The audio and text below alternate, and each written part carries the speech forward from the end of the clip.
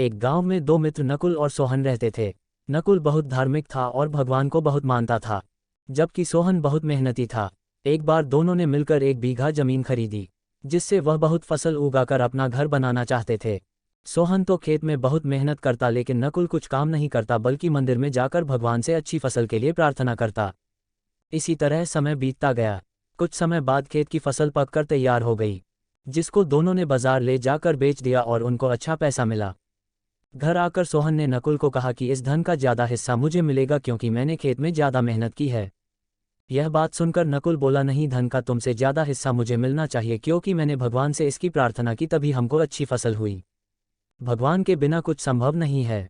धन के बंटवारे को लेकर दोनों गांव के मुखिया के पास पहुंचे। मुखिया ने दोनों की सारी बात सुनकर उन दोनों को एक एक बोरा चावल का दिया जिसमें कंकड़ मिले हुए थे। मुखिया ने कहा कि कल सुबह तुम दोनों को इसमें से चावल और कंकड़ अलग करके लाने हैं, तब मैं निर्णय करूंगा कि इस धन का ज़्यादा हिस्सा किसको मिलना चाहिए। दोनों चावल की बोरी लेकर अपने घर चले गए। सोहन ने रात भर जागकर चावल और कंकड़ को अलग किया। नकुल चावल की बोरी को लेकर मंदिर में गया और भगवान से इसके लिए प्रार्थना की। अगले दिन सुबह सोहन जितने चावल और कंकड़ अलग कर सका उसको ले जाकर मुखिया के पास गया, जिसे देखकर मुखिया खुश हुए। नकुल वैसी की वैसी बोरी को ले जाकर मुखिया के पास गया। मुखिया ने नकुल को कहा कि दिखाओ तुमने कितने चावल साफ किए हैं। नकुल ने कहा कि मुझे भगवान पर पूरा भरोसा है, चावल साफ हो गए होंगे। जब बोरी को खोला गया तो चावल और कंकड़ वैसे के वैसे ही थे। जमींदार ने नकुल को कहा कि भगवान भी तभी सहायता करते हैं जब तुम मेहनत करते हो।